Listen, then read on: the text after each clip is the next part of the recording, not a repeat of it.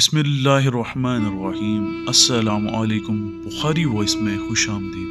حضرت امام زین العابدین سے منقول ہے کہ یہ کاکل جو ہدہد کے سر پر ہے حضرت سلیمان کے ہاتھ پھیرنے کے سبب سے ہے۔ ایک روز اس جانور کے نر نے مادہ کے ساتھ جفت ہونا چاہا، مادہ نے منظور نہ کیا۔ نر نے کہا کہ مانا مت ہو، میرا مطلب صرف یہ ہے کہ ایک فرزند پیدا ہو اور وہ خدا کی تسبیح کرے۔ مادہ راضی ہو گئی۔ جب مادہ انڈے دینے پر آئی تو نر نے پوچھا کہ کہاں انڈا دینا چاہتی ہے؟ اس نے کہا راستے سے دور۔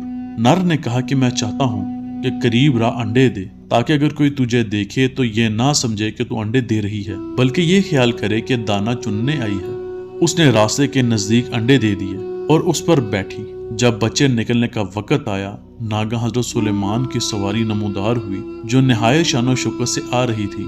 پرندے آپ کے سر پر سایہ کیے ہوئے تھے۔ مادہ نے نر سے کہا، لو حضرت سلیمان اپنے لشکر کو لیے آ رہے ہیں، اب میرے انڈوں کی خیر نہیں، وہ پامال کر دیں گے۔ نر بولا، سلیمان مرد رحیم ہے، کیا تو نے اپنے بچوں کے لیے کوئی چیز چھپا رکھی ہے؟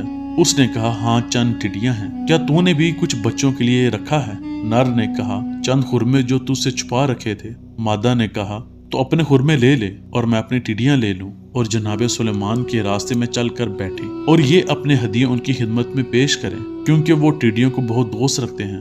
یہ مشورہ کر کے دونوں پہنچے۔ حضرت سلیمان کی نظر پڑی تو آپ نے اپنا دانا ہاتھ بڑھایا، اس پر نر آ کر بیٹھ گیا، اور بایاں ہاتھ بڑھایا تو اس پر مادہ بیٹھ گئی۔